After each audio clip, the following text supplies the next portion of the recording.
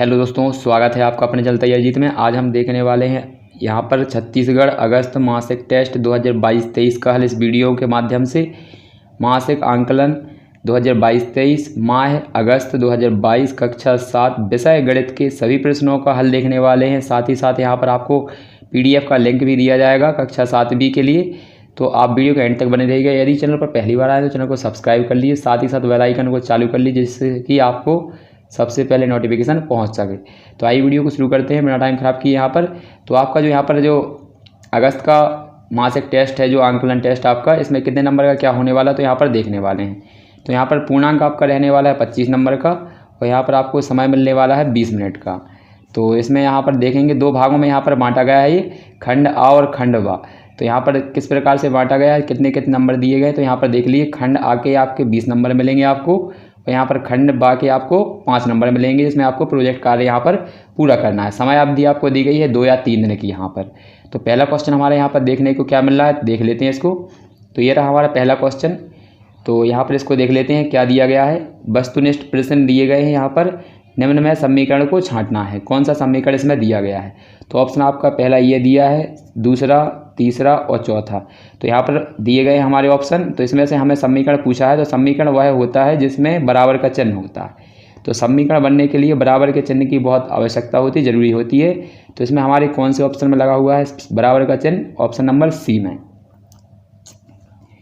दूसरा देखते हैं ऑप्शन नंबर आपका क्या है यहाँ पर, क्वेश्चन नंबर सेकंड क्या है। तो क्वेश्चन सेकंड हमारा दिया गया है यहाँ पर, इसको भी देख लेते हैं। तो ये रहा आपका क्वेश्चन नंबर सेकंड। तो इसमें दिया गया है व्यंजक 70-14 गुणा में है आपका 1/14 का हल क्या होगा। तो इसको हल करके दिखा देते हैं किस प्रकार से करना है।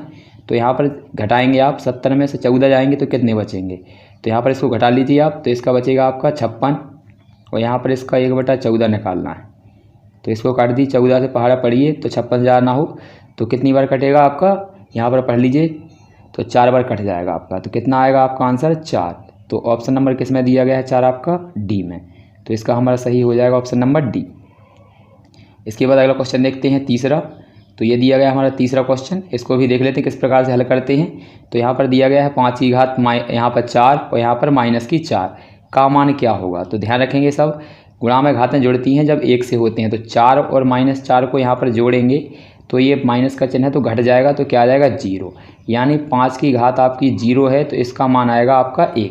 यानी किसी भी संख्या की घात या ABCD का कोई भी अक्षर हो 0 होती है उसकी घात, तो हमारा उसका उत्तर होता है 1। तो इसका ऑप्शन नंबर डी सही हो जाएगा आपका। इसके बाद अगला क्वेश्चन देखेंगे चौथा। तो ये रहा हमारा क्वेश्चन नंबर चौथा। तो इसको भी देख लीजिए अच्छे से। तो क्वेश्चन नंबर चौथा क्या दिया है, यहाँ पर दिया है अति लघु उत्तरीय प्रश्न, निम्नलिखित कथनों के लिए समीकरण बनाओ। तो समीकरण बनाना है हमें। यहाँ पर दिए गए हैं आपके 2, 1 और 2 क्वेश्चन दिए गए हैं। तो इसको पढ़ लीजिए, संख्याओं x और 7 का योगफल 15 है। और दूसरा दिया गया है x का 7/9 18 के बराबर है। तो यहाँ पर देख लीजिए किस प्रकार से आपको यहाँ पर समीकरण बनाने हैं। तो पहले का देखते हैं हम, पहले का समीकरण किस प्रकार से बनेगा, पहले वाले का।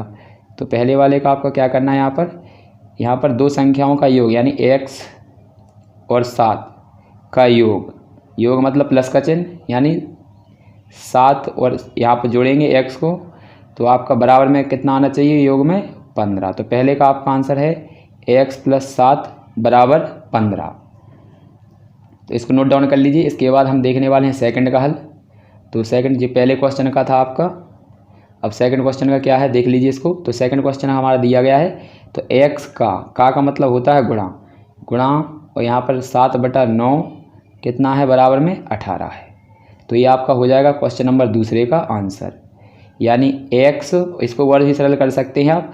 तो ऐसा किस प्रकार से लिखा जा सकता है, इसे एक प्रकार से और लिख सकते हैं, इसको ऐसा लिख सकते हैं 7/9 यहाँ पर x लग जाएगा, यानी 7x इस प्रकार से हो जाएगा।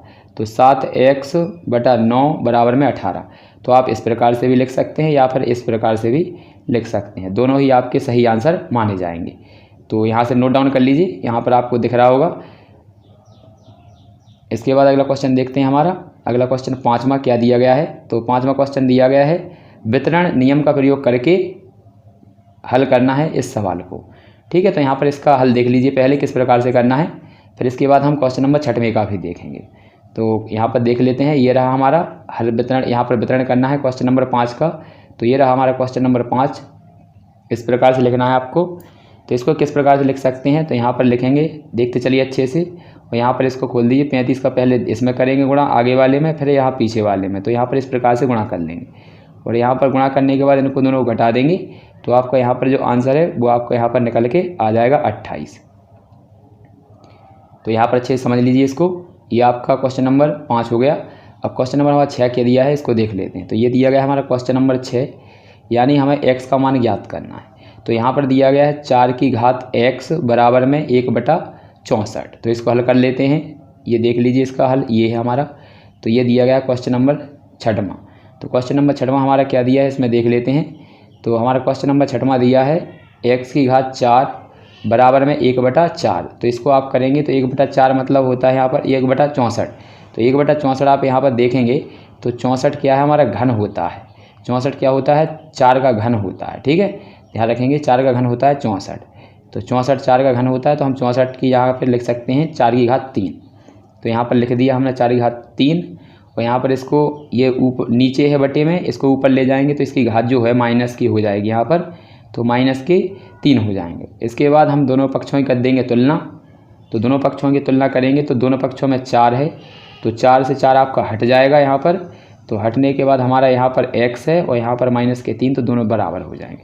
तो x का मान हमारा कितना आ चुका है यहाँ पर, माइनस के 3। तो इसका आंसर हो जाएगा आपका x बराबर माइनस के 3।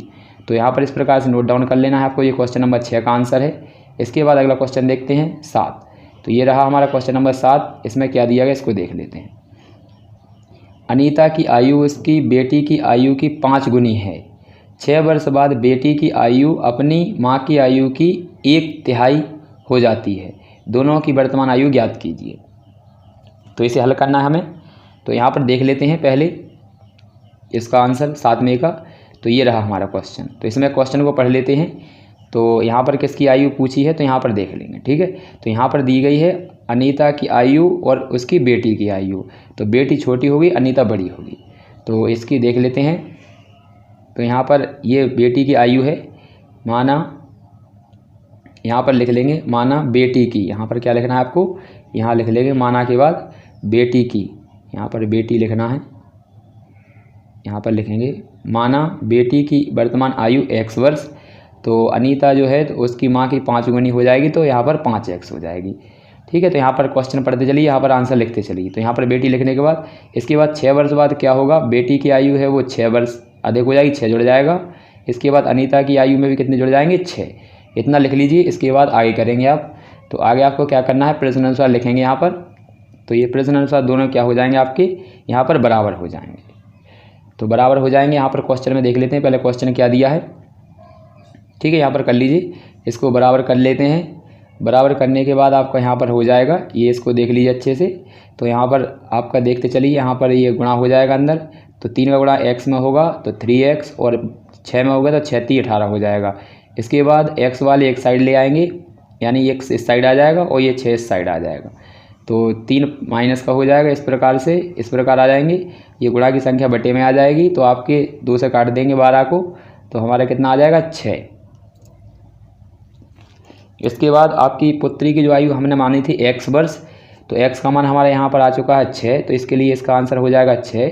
अनीता का 5 गुना है तो 5 गुना कर देंगे इसका, यानी 5 का गुणा कर देंगे तो अनीता की आयु हो जाएगी 30 वर्ष। आशा है कि आपको समझ में आया होगा। अच्छे से देख लीजिए इसको एक बार और। तो यहाँ पर देख लीजिए, यहाँ से देखा है।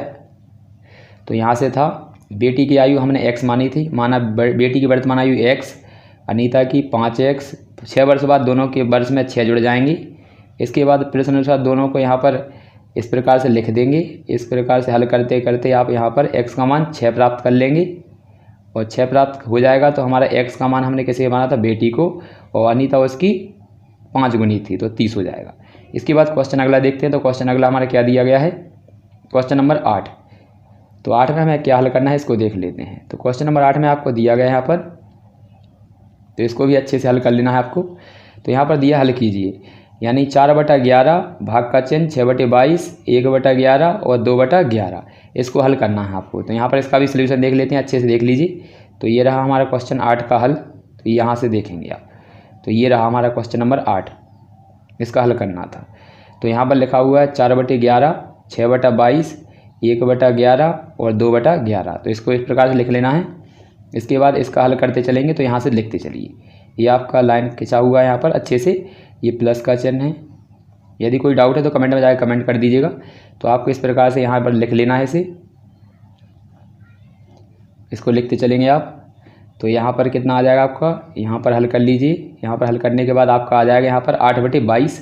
और यहाँ पर यदि बीच में संख्याओं के बीच में भाग का चिन्ह होता है तो यहाँ पर ये कोष्टक हट जाएगा आपका। तो कोष्टक के बाद कितना आ जाएगा आपका, यहाँ पर कोष्टक हटने के बाद यहाँ पर इस प्रकार से हो जाएगा। और भाग का चिन्ह यदि पलटते हैं तो भाग की संख्या हमारी गुणांक पहुँच जाती हैं और गुणांक की संख्याएँ भाग में आ जाती हैं। तो इस प्रकार से हो जाएगा। तो यहाँ पर ये काट देंगे तो आपका 1 आ जाएगा।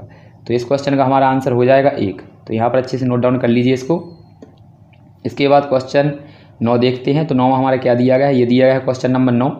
यानी इसमें हमें क्या ज्ञात करना है, यदि प्रकाश की चाल 3×10⁸ मीटर प्रति सेकंड है तो 1 घंटे में प्रकाश द्वारा तय की गई दूरी ज्ञात करनी है। तो दूरी कितनी हो जाएगी इसको देख लेते हैं। तो दूरी हमारी कितनी होगी, तो यहाँ पर देख लीजिए, यहाँ पर ये दिया गया है, ठीक है। तो यहाँ पर इसको देखेंगे। तो यहाँ पर दिए प्रकाश की चाल 3×10⁸ मीटर प्रति सेकंड, 1 घंटे में समय कितना हो, 1 घंटे में निकाल लें तो 1 घंटे में सेकंड कितने हो जाएंगे 3600। इन दोनों का गुणा कर देंगे यहाँ पर 3600 इसका। तो आपका यहाँ पर जो दूरी आएगी वो मीटर में दी गई, यहाँ पर ये दूरी है, ध्यान रखेंगे यहाँ पर मीटर लिखना है अकेला। तो इसका गुणा करके इतना आ जाएगा 108 × 10⁻10 मीटर प्रति सेकंड नहीं लिखना है, यहाँ पर ये चाल नहीं दूरी है तो मीटर में आएगी केवल। इसमें के बाद आपको यहाँ पर नीचे दिख रहा होगा, तो यहाँ पर इतना इसका आंसर हो जाएगा। तो ये अच्छे से देख लेना है। तो ये हमारा आंसर है, इसको अच्छे से नोट डाउन कर लेना है आपको। इसका है 1.08 × 10⁻12 मीटर। इसके बाद अगला क्वेश्चन हमारा क्या दिया है 10वां, इसको भी देख लेते हैं।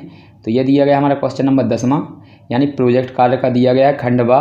तो इसको भी आपको हल करना है। तो इसका हल हम अगले वीडियो में आपको बहुत जल्द लेकर आने वाले हैं। तो चैनल को सब्सक्राइब कर लीजिए, साथ ही साथ बेल आइकन को ऑन कर लेना है, जिससे कि सबसे पहले आपको नोटिफिकेशन पहुंच सके। तब तक के लिए जय हिंद, जय भारत।